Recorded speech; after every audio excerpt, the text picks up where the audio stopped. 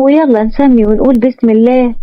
اتفتح باب أوضة النوم علشان يدخل أحمد لأوضته، بس المرة دي مختلفة عن كل مرة لأنها بقت عش الزوجية بتاعه في بيت العيلة الكبير. قرب أحمد من السرير اللي كانت قاعدة عليه مروة بنت عمه لحد ما وصل عندها وشال الطرحة من على وشها علشان تظهر بنت جميلة جدا ملامحها هادية بس عيونها مليانة دموع.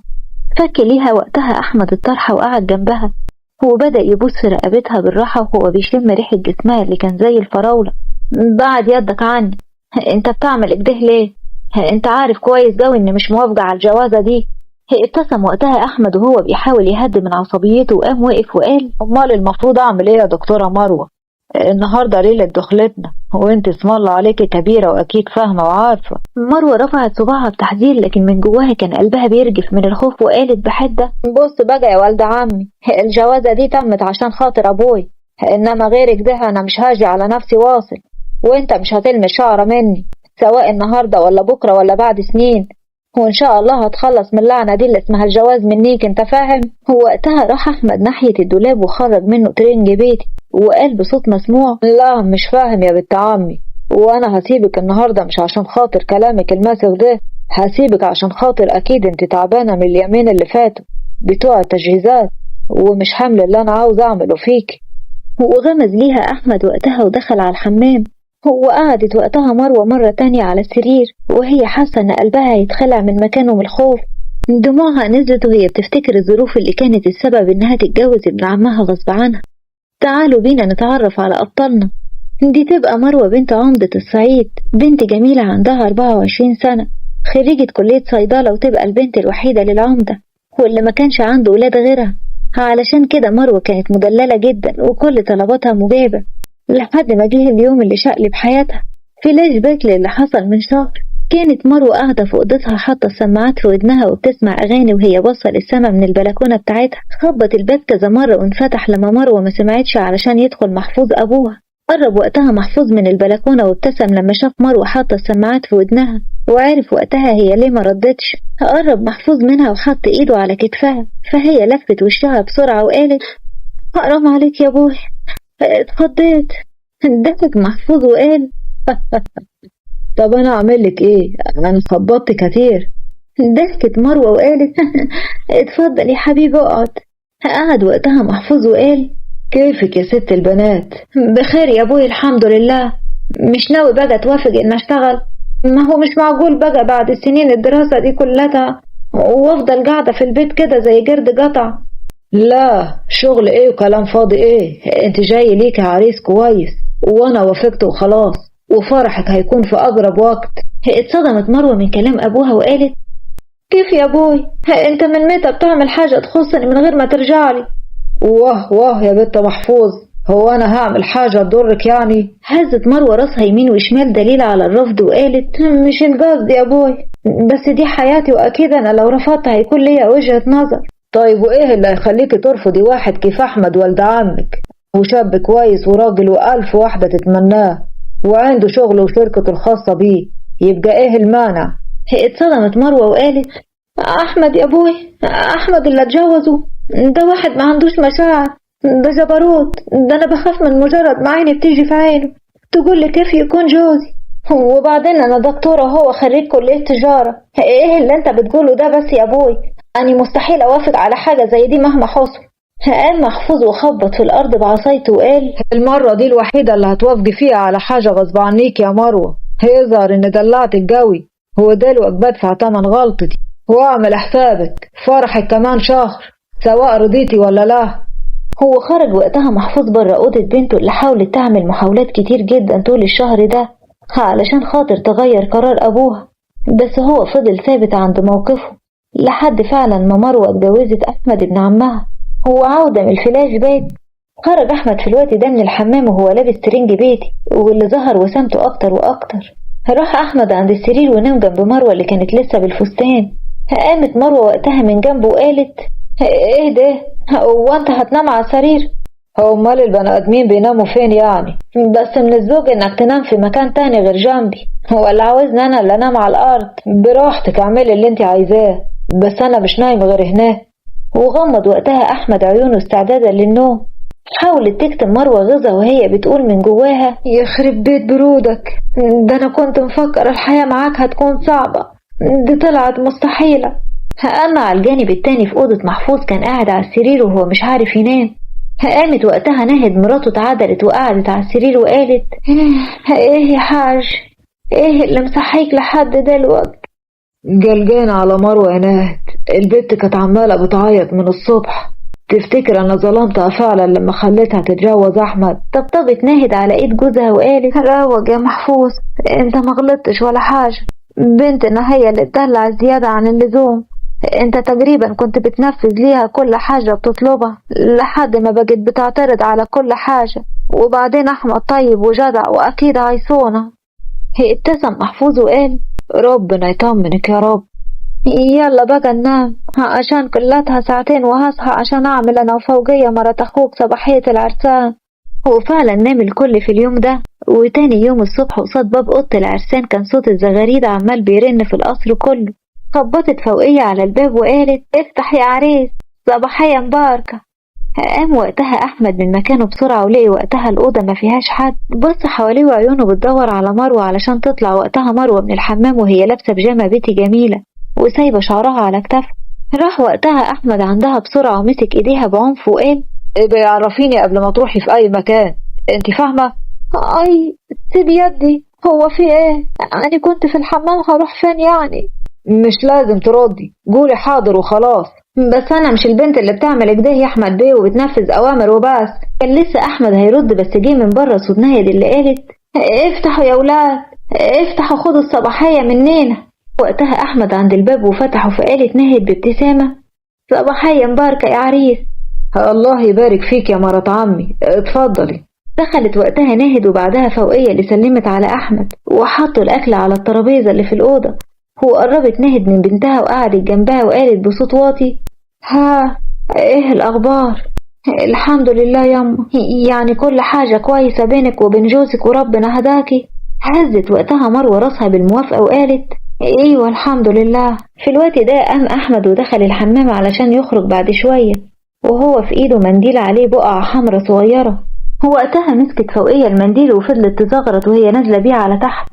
وابتسمت ناهد هي كمان ابتسامة واسعة لما شافت كده وقربت من بنتها وحضنتها بقوة وقالت: ايوه كده انت بقيتي بنتي حبيبة العجل الراسي، يلا بقى انا هقوم علشان ما بقاش عزول.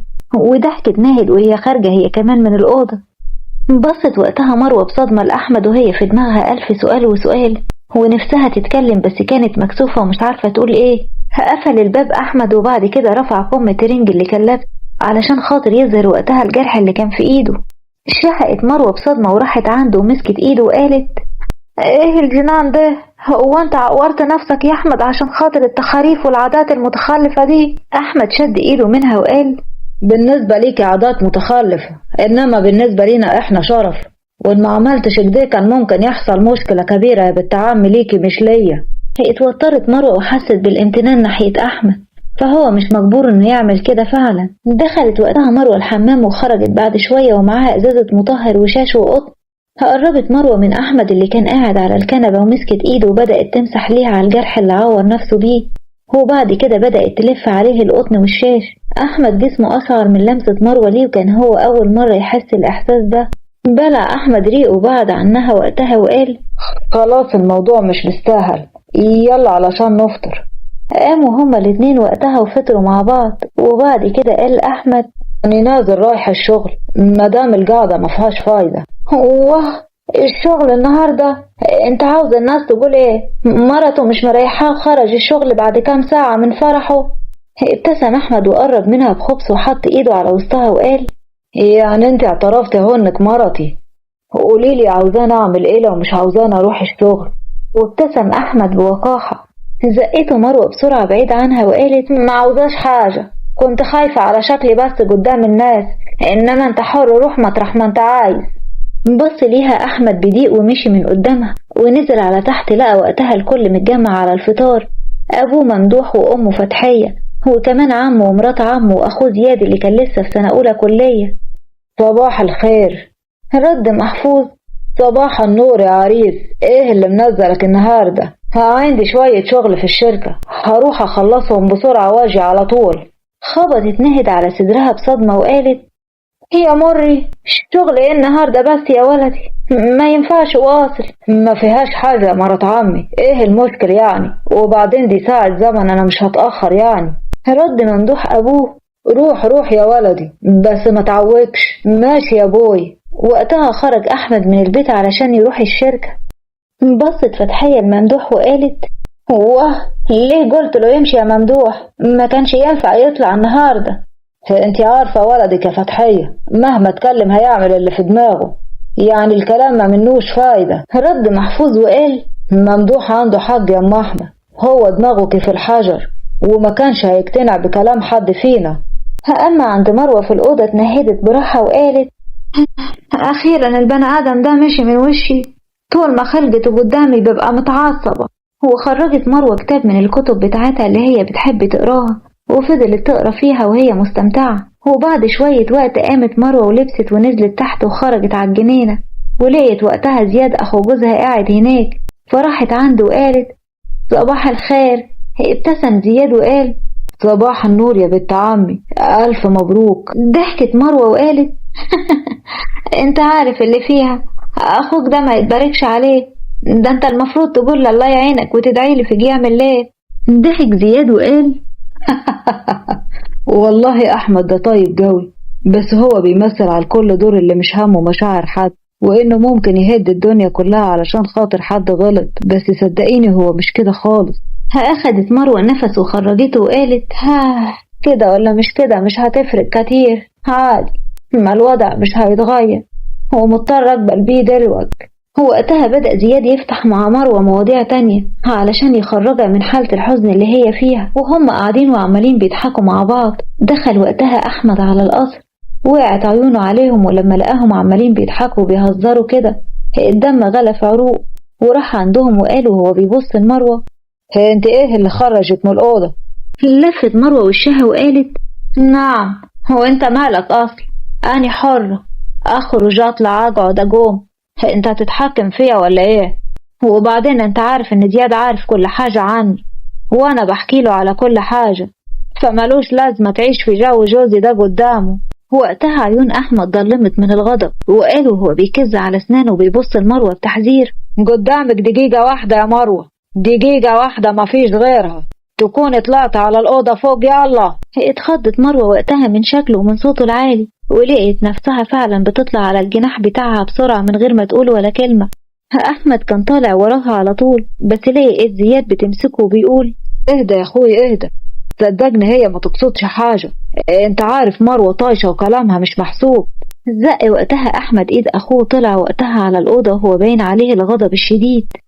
فتح وقتها أحمد الباب بقوة ودخل وهبد الباب وراه. مروة جسمها اتنفض من الخوف وقالت وهي بتقوم تقف: على فكرة أنا مش خايفة منك، أنا أصلا ما عملتش حاجة لكن قبل ما مروة تكمل جملتها كان أحمد ضربها قلم قوي جدا، وقعت بيها على الأرض. حطت مروة ايديها على خدها وعيونها اتملت بالدموع، وبصت لأحمد بنظرة عتاب، وما نطقتش ولا كلمة، بس قامت من قدامه ودخلت على الحمام. اتنهد أحمد بغضب وخرج هو كمان بره الأوضة وهو متعصب من نفسه وحاسس إنه غلط في اللي عمله. الليل ليل ودخل أحمد أوضة النوم في الوقت ده، راح ناحية السرير لقى مروة نايمة، وبص على وشها لقى علامة صوابع مطبوعة على خدها من وقت ما ضربها. حس أحمد إن قلبه وجعه عليها، وقرب منها بالراحة وشال شعرها من على خدها وهمس في ودنها: حقك عليا، ما كنتش عاوز أعمل كده، بس انت اللي عصبتيني. وبعد كده راح أحمد دخل الحمام وغير هدومه وخرج على الأوضة بعد ما خلص، وراح ناحية السرير وضم مروة بقوة ليه وغمض عيونه ونام. وتاني يوم الصبح صحي أحمد قبل مروة وجهز نفسه وخرج على بره، وبعد مرور ساعتين تقريبا صحيت مروة هي كمان من النوم. وقتها بصت حواليها ما لقيتش أحمد، فقالت وهي بتفكر إنها نامت في حضنه: هو إيه الحلم الغريب اللي أنا حلمت بيه ده؟ هو أنا اتجننت ولا إيه؟ وقامت وقتها مروة وراحت وقفت قصاد المراية، وشافت وقتها آثار القلم اللي كان ضربه لها لسه موجودة على وشها، فقالت بضيق: ضربة في يدك يا بعيد. وراحت مروة غسلت وشها وخرجت حطت ميك اب خفيف علشان تداري بيه الضربة، ولبست هدومها ونزلت على تحت. وقتها لقيت إن الكل مش موجود، فخرجت بره وكانت لسه هتطلع بره القصر، بس وقفها صوت ناهد اللي قالت مروة، يا مروة. لفت مروة وشها وقالت نعم يا ماما. رايحة على فين دلوقتي يا بنتي؟ هروح أشتري شوية حاجات نقصاني ياما. فيها حاجة دي؟ لا ما فيهاش، بس انت استأذنتي من جوزك الأول ولا خارجة من غير علمه؟ لا قلت له. ماشي يا بنتي، روحي وما تعوجيش.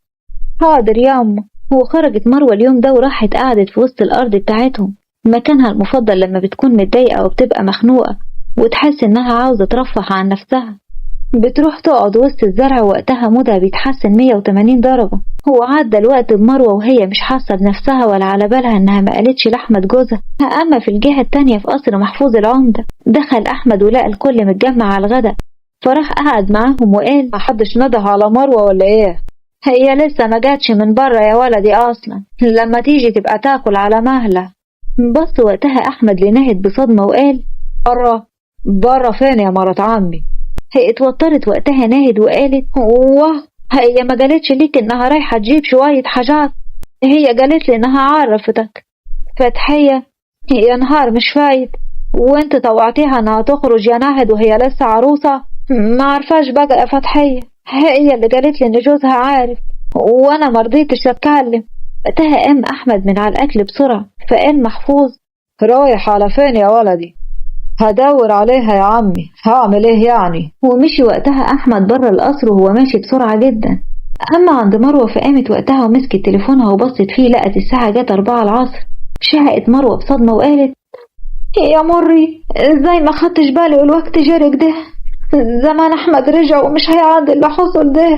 جريت وقتها مروة وهي بتحاول تمشي بأقصى سرعة ليها علشان خاطر توصل للقصر. في الوقت ده شافها احمد وهو سايق العربية، كان رايح يدور عليها.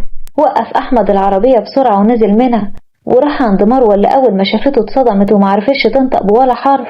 مسك أحمد إيديها بقوة وقال اركب يلا. ركبت مروة بسرعة وراح أحمد بيها ناحية القصر. أول ما أحمد دخل لقى الكل متجمع. وقف وقتها ممدوح وقال بغضب كانت فين البت دي لحد دلوقت؟ من تاني يوم جواز وهي ماشية على حل شعرها ومش معرفة جوزها يا رايحة على فين؟ محفوظ بغضب انطب يا مروة كنت فين؟ انطب بدل ما انت عارفة ممكن ايه اللي يحصل فيك كويس قوي. مسكت وقتها مروة جلابية أحمد وهي مرعوبة ومش عارفة تتكلم. فقال أحمد وهو ماسك ايديها وبيبص ليهم لو سمحت يا ابويا انت وعمي، الموضوع ده بيني وبين مرتي ومش عاوز حد يتدخل فيها، انا هحله معاها.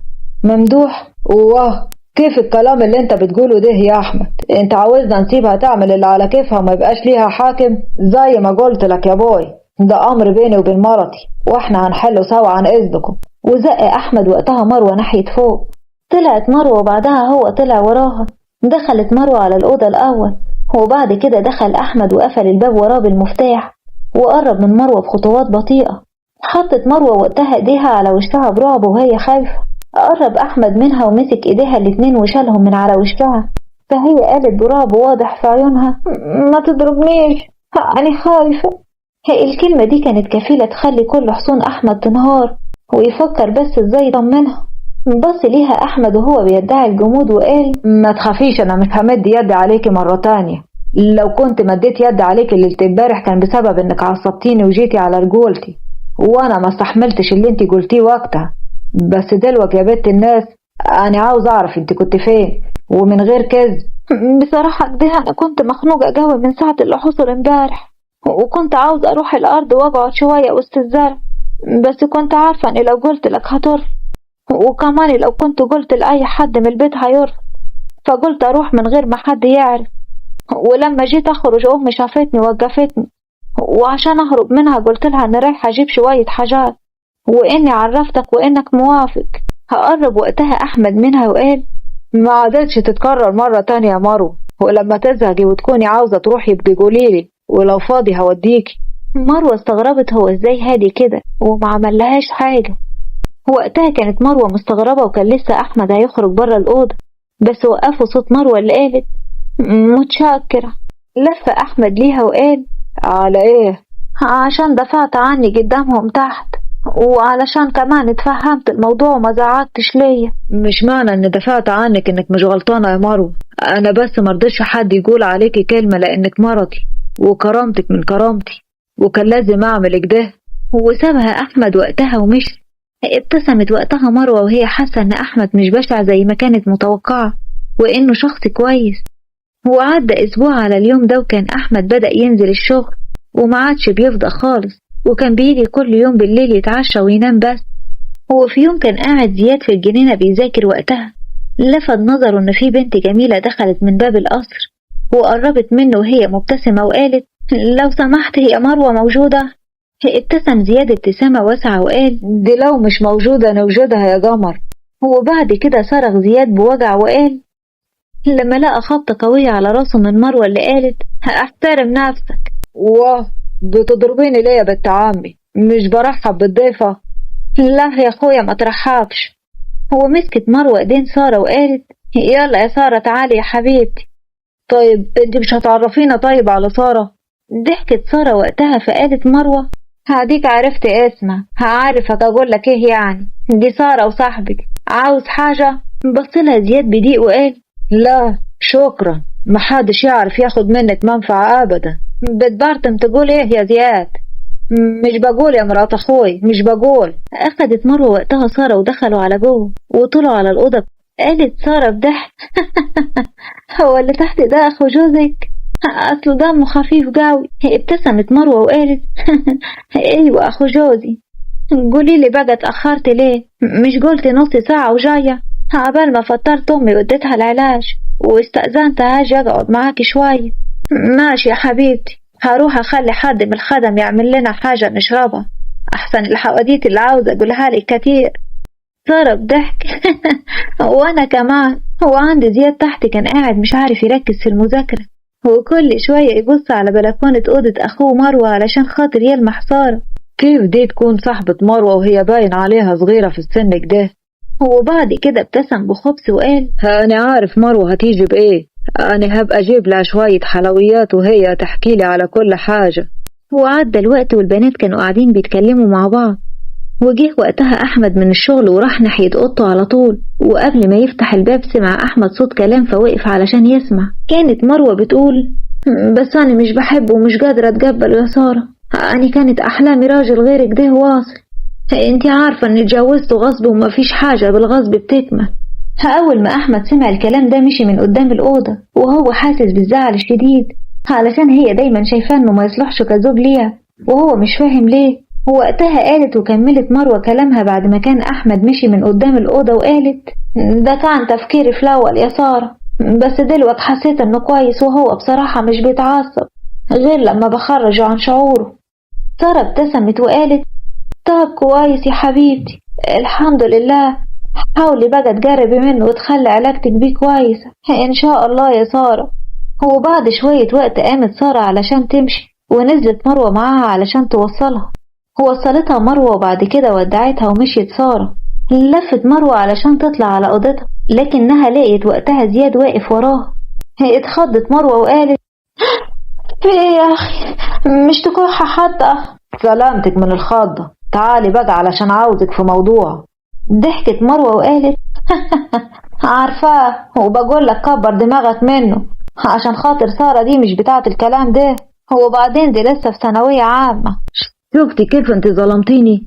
أنا كنت هسأل سؤال بريء بس وعاوز أعرف هي في سنة كام، بس قلبي ارتاح لما عرفت إنها أصغر مني.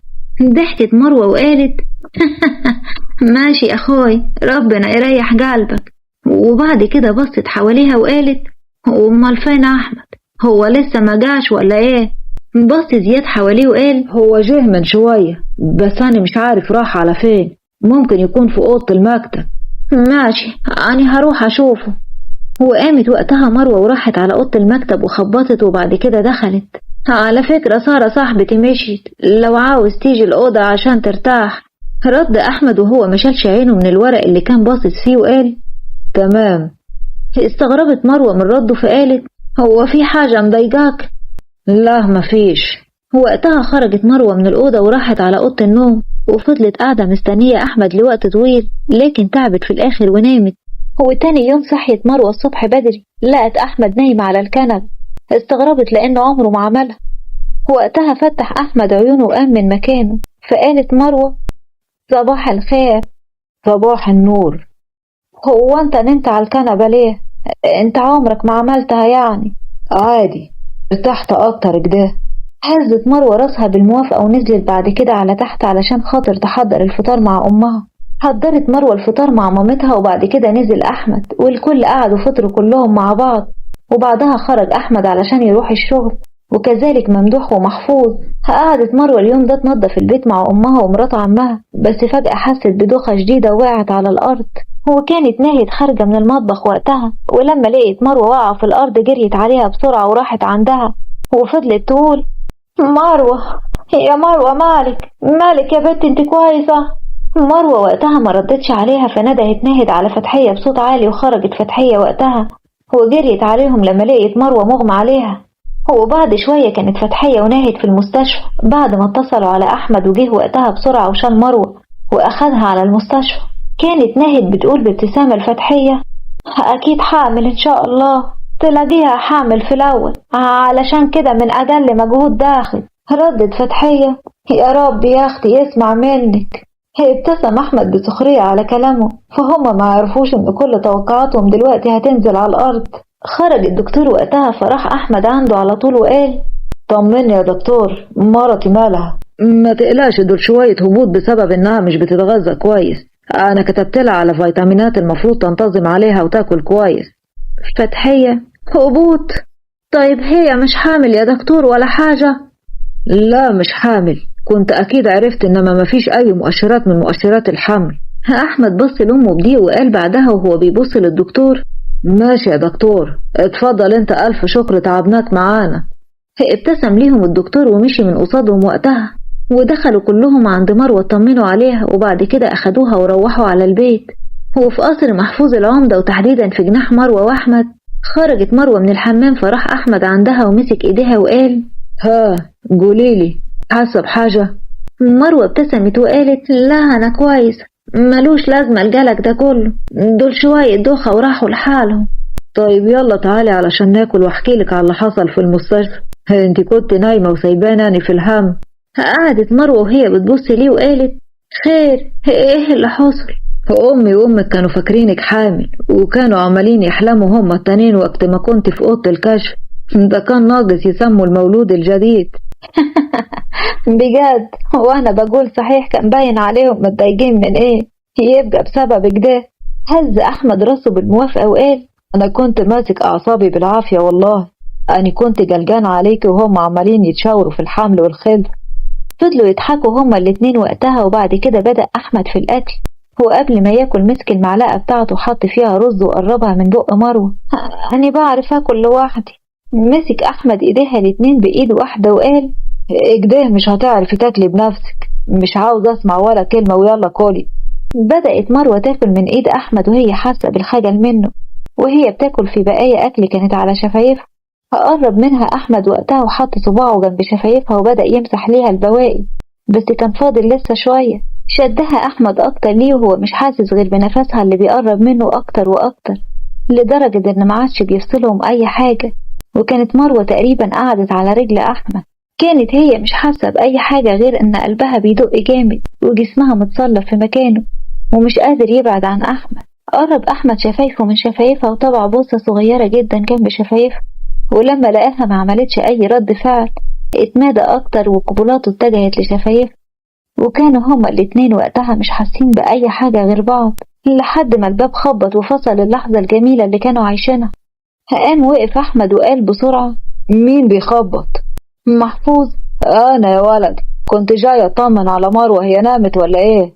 عدل أحمد هدومه وراح فتح الباب وقال: لا يا عمي، صح يا هاد، اتفضل. دخل وقتها محفوظ وراح عند مروة اللي كانت بتحاول تبان طبيعية بعد اللي حصل، واتكلم محفوظ وقال: ألف سلام عليك يا حبيبتي، لسه عارف دلوقتي من أمك إنك تعبانة. قوليلي بقى، بقيتي عاملة كيف؟ أحسن يا بوي الحمد لله، ما تقلقش علي. طبطب عليها محفوظ وقال: طيب يا حبيبتي، خدي علاجك وخلي بالك على نفسك، أسيبكوا بقى تصبحوا على خير. وانت من اهل الخير يا عمي. خرج وقتها محفوظ بره الأوضة، فقفل أحمد وراه الباب ودخل على الحمام بعدها على طول من غير ما يبص حتى على مروة اللي استغربت جدا منه. أما عند أحمد أخد دش وبعد كده وقف قصاد المراية اللي في الحمام وهو باين عليه اتضايق من نفسه وبيقول: انت عملت غلطة كبيرة جوي يا احمد، انت ما كانش ينفع تجرب منيها بالشكل ده، حتى لو حبيتها هي مش عاوزاك ومش فاهمة هي بتعمل ايه. بس سمع صوت جاي من قلبه وقال: بس هي لو مش بتحبك مش هتوافق تفضل قريبة منك بالشكل ده. رد أحمد على نفسه وهو بيقطع المحادثة دي وقال: ولو بتحبني مش هتقول لصاحبتها انها مش عاوزاني وانها مش بتحب قربي برضك. خرج وقتها أحمد بره الأوضة ولقى وقتها مروة لابسة قميص نوم قصير وحاطة ميك اب خفيف ومبتسمة ليه. بصلها أحمد من فوق لتحت وقال: انت ايه اللي عاملاه في نفسك ده؟ اتصدمت مروة من كلامه وما كانتش عارفة ترد تقول ايه، بس قربت منه وقالت: فيه ايه يا أحمد؟ مش احنا متجوزين برضك ولا أنا فاهمة غلط؟ بعد أحمد عنها وراح ناحية الكنبة وقال: انا عاوز انام يا مروة، تصبحي على خير. وكانت الحركة دي كفيلة انها تكسر قلب مروة وتكسر كرامتها. اتجمعت الدموع في عيون مروة بس حاولت تداريها، وراحت هي كمان على السرير ونامت. وعدى اليوم ده وتاني يوم الصبح صحيت مروة ولقيت وقتها أحمد صاحي وبيجهز، بس ده جهلته ونزلت هي على تحت وهو كمان نزل بعدها. وأول ما مروة نزلت اتفاجئت بوجود عمتها الوحيدة وهي كوثر. راحت مروة عندها وسلمت عليها وقالت: ازيك يا عمتي، عاملة ايه؟ بصت لها كوثر من فوق لتحت وقالت: الحمد لله يا عروسة. ابتسمت ليها مروة وهي عارفة ليه عمتها بتتكلم معاها كده، والسبب هو ان كوثر كانت عاوزة احمد يتجوز ندى بنتها، ولما عرفت ان مروة هتتجوزه حصلت مشكلة كبيرة، وقالت ان ندى واحمد بيحبوا بعض، بس احمد نفى الكلام ده وقال انه محصلش. قربت مروة من ندى وقالت: ازيك يا ندى؟ الحمد لله يا مروة انا كويس. وقتها نزل زياد من اوضته وراح عند عمته وقال: صباح الخير، ايه ده عمتي هنا، كيفك يا عمتي؟ قامت كوثر وراحت حضنته وقالت: حبيب عمتك، هعمل ايه يا حبيبي؟ استغرب زياد من طريقة عمته بس قال: الحمد لله بخير، انت عاملة ايه؟ وكمل وهو بيبص لندى: ازيك يا ندى؟ ندى من ساعة ما جات وهي عمالة بتسأل زياد فين يا خال، زياد فين يا خالي، حتى اسأل ابوك. ابتسم وقتها زياد لما فهم دماغ عمته انها عاوزة تجوزه ندى بنتها فقال: ليه؟ في حاجة ولا ايه؟ كنت محتاجة حاجة يا ندى؟ اتوترت ندى وبصت لأمها اللي قالت: لا يا حبيبي، هو لازم يعني يكون في حاجة عشان خاطر تسأل عليك؟ ده هي بتطمن بس. عندك حق يا عمي، ما هو مش لازم يكون في سبب من اخوها الصغير ولازم تطمن عليا. كشرت وقتها كوثر وقالت: صغير ايه؟ ما انت ما شاء الله طول بعرضها، وبعدين دول سنتين يعني اللي بينكم مش كتير. لا كتير يا عمتي، وبعدين انت عارفة اننا صعايدة والموضوع ده بيفرق قوي معانا. بصت وقتها كوثر لزياد بضيق وسكتت، وبعد شوية اتجمعوا كلهم على الفطار وقعدوا علشان ياكلوا. وقتها اتكلمت كوثر وهي بتبص لمروة: ايه يا بنت اخوي، مفيش حاجة جاية في السكة ده انت متجوزة بقالك اكتر من شهر ونص، لو في مانع نروح نشوف دكتور وتكشف نشوف مالك، احسن تكوني معيوبة ولا حاجة. ردت وقتها نهد وقالت: لا يا كوثر، انا ان شاء الله بنتي زي الفل ما تقلقيش، ده قدر ربنا ومفيش اي حاجة. يمكن. وكملت كوثر وهي بتبص لأحمد: أصل لو طلع حاجة لا قدر الله، لا قدر الله يعني، ما تزعلوش مني يا أخوي، بس هيكون من حق أحمد والد أخوك إنه يتجوز على بنتك، أمال هتفضل هي أرض بور وهو يفضل من غير خلفة ولا إيه؟ قبل ما محفوظ يرد كان سابقه رد أحمد اللي قال: لا يا عمتي، أنا عمري ما هقدر أبص لواحدة غير مروة، وإن شاء الله هي اللي هتبقى مع عيالي مش حد غيرها. اتغزت وقتها كوثر وقالت: أنا شبعت الحمد لله، وقامت من على الأكل.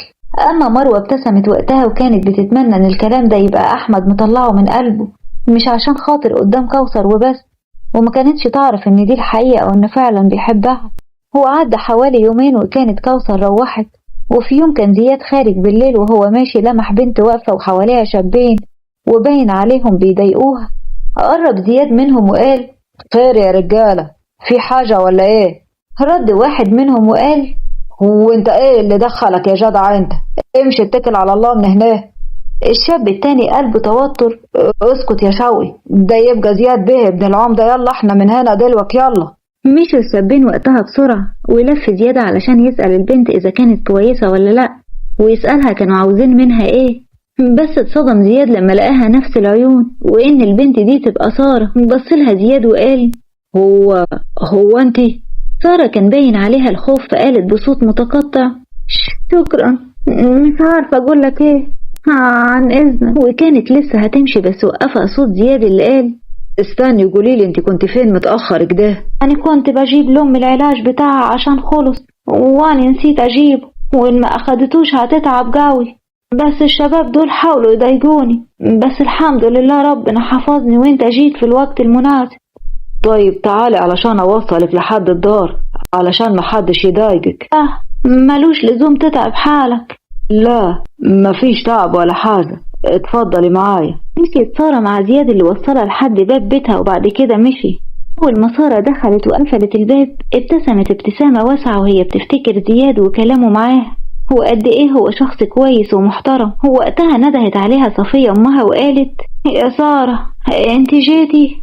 فاقت سارة من سرحانها وقالت ايوه ياما أنا جاية ها. وراحت سارة وقتها لأمها علشان تديها العلاج. وفي اليوم ده دخل أحمد الأوضة بتاعة النوم متأخر زي عادته، بس وقتها لقى مروة بتعيط. فضل في صراع شوية بين إنه يسألها مالها وبين إنه يتجاهلها علشان خاطر ما يقربش منها لما يشوف ضعفها، بس في الآخر قلبه غلب وراح ناحيتها وقال ايه اللي حصل؟ بتبكي كده ليه؟ مروة مسحت دموعها وقتها بسرعة وقالت مفيش حاجة. قعد أحمد جنبها وقال يا سلام، يعني انت لما مسحت دموعك كده دلوك انا ما شفتكيش؟ احكيلي يلا مالك. وانا عارفة ان الحب مش بالعافية، ومش طالبة منك تحبني، بس على الأقل بص في وشي كلمني، ما تعملنيش كيف الكلبك ده. ومين قالك اني مش بحبك يا مروة؟ اني بحبك وبحبك قوي كمان، بس انا مش قادر انسى كلامك مع صاحبي. هو انت بتقولي لها انك مش عاوزاني جوزك وانك عاوزة تطلقي مني في اقرب وقت. مروة وقتها اتصدمت ان احمد كان سامعها وردت وقالت بس انا وقتها كملت كلام وقلت ان ده كان زمان، بس دلوقتي انا بحبك والله قلت كده. حس احمد وقتها ان قلبه طاير من الفرح، وقام وقف وقال يعني انت بتحبيني؟ هزت مروة راسها بكسوف وقالت ايوه، وكنت هندم لو ما بقيتش جوزي. أنا اكتشفت ان عمري ما هلاقي زيك يا احمد، ورغم القسوة اللي انت مبينها للكل بس جواك حنية العالم كله. حضنها احمد وقتها وشالها بين ايديه، وقرب راسه من راسها لدرجة ان انفاسهم اختلطت ببعض، وقرب شفايفه من شفايفها وبدأ يبوس فيها بالراحة، وهي كانت حاطة ايديها على رقبته وبتقربه منها اكتر علشان بعد دقايق تكون مراته، مش بس على الورق لا وكمان قدام ربنا. تاني يوم الصبح صحيت مروة وبصت جنبها لقت احمد لسه نايم. ابتسمت مروة وقربت منه وطبعت بوسة خفيفة على شفايفه، وفجأة لقيت ايديه اتلفت حوالين خصرها وقربها منه اكتر وقال رايحة على فين؟ اتوترت مروة وقالت انت صاحي؟ ايوه، كنت عاوزانا ابقى نايم عشان ما اشوفش اللي انت عملتيه ده. حاولت مروة تفك ايديها من وراه وهي بتقول بعد عني يا احمد انا عاوزة اقوم. احمد ضحك وقال صباحية مباركة يا عروسة. اتكسفت وقتها مروة وقالت الله يبارك فيك، سيبني بقى عاوزة اقوم. سابها احمد وقتها وقال هتروحي مني فين؟ كده احنا خلاص مع بعض. ضحكت مروة وهي بتقفل باب الحمام، واخدت دش وبعد كده نزلوا على تحت علشان الفطار. وعدى شهور على اليوم ده، وكانت مروة واحمد كل يوم عن اليوم اللي قبله بيقربوا من بعض. وفي يوم جه أحمد من الشغل وكالعادة دخل على الأوضة، وأول حاجة عملها إنه بدأ يدور بعيونه على مروة. خرجت مروة من الحمام وقتها وهي لابسة بشكير الحمام اللي كان لحد ركبتها ولفة شعرها بالفوطة. قرب أحمد منها وقال حمام الهنا يا قلبي. هو حضنها أحمد وبسها بوسة في رقبتها. ابتسمت ليه مروة وقالت الحمد لله على السلامة يا حبيبي. الله يسلم. وكان لسه أحمد هيشيلها ويحطها على السرير، بس مروة قالت استنى عاوز اقولك على حاجة. لو انت بتهربي صح؟ هزت مروة راسها يمين وإشمال وقالت لا والله مش بتهرب، بس بجد في خبر حلو عاوز أقوله لك. أحمد بعد عنها خطوتين وقال اللي في دماغي صح. هزت مروة راسها بالموافقة وقالت أيوة أنا حامل. قرب منها أحمد وشالها بسرعة وفضل يلف بيها وهو بيقول الحمد لله يا رب، الحمد لله، ألف مبروك يا حبيبتي. ضحكت مروة وقالت الله يبارك فيك يا حبيبي. ها قلت لحد من العيلة؟ لا مستنياك عشان نقول ليهم سوا. خلاص نجمع كل حبايبنا ونقول لهم كلهم مع بعض. اتفقنا. وعدى يومين وجمعت مروة العيلة كلها اليوم ده، وكوثر عمتها وبنت عمتها ندى وحتى سارة صاحبتها. وقتها قال أحمد مروة حبت تقول لكم الخبر الحلو ده كلكم مع بعض علشان الفرحة بتزيد باللمة. زياد ايه جو حذر فذر ده، ما تقولوا يلا. بصله أحمد وقتها وقال بس ياض انت طب ماشي مش قدامها طيب. وبص زياد لسارة اللي ضحكت وقتها بخجل. مروة بصت للكل وقالت أنا حامل. وقتها زغرتت نهد وقالت بجد مبروك يا حبيبة قلبي، ألف ألف مبروك. وفضل الكل يبارك لمروة وأحمد وهم باين عليهم الفرح. قرب وقتها زياد من ودن سارة وقال عقبالنا. اتكسفت سارة لكنها ردت وقالت مش لما نخلص دراسة الأول؟ إن شاء الله، بس أنا برضه كلمت والدتك وقريت معاها الفاتحة أنا وأبوي علشان ما تبقيش لحد غيري. اتصدمت مروة وقالت انت بتتكلم بجد؟ ضحك زياد وقال ايوه حتى تسأليها لما تروحي. ابتسمت وقتها سارة ابتسامة واسعة. اما احمد قرب من مروة وبس راسها وقال بحنية ربنا يكملك على خير يا حبيبتي. انا مش قادر اصدق ان مروة اللي ما كانتش بتطيقني هتبقى مولادي. ضحكت مروة وقالت ولا انا مصدق ان ابو قلب حجر حابني انا. ربنا يبارك لي فيك يا رب يا حبيبي. وبكده نكون وصلنا لنهاية قصتنا. خليكم فاكرين ان كل واحد فيكم يقدر يكون بطل الحكاية الجاية. اكتبوا اسمكم في التعليقات، يمكن تكون قصتكم هي اللي هنحكيها المرة الجاية. ما تنسوش تدعموا القناة بالاشتراك واللايك، لان دعمكم هو اللي بيدينا القوة نكمل ونقدم لكم اجمل قصص. واسيبكم في رعاية الله وامنوا على امل لقاء القصة الجاية.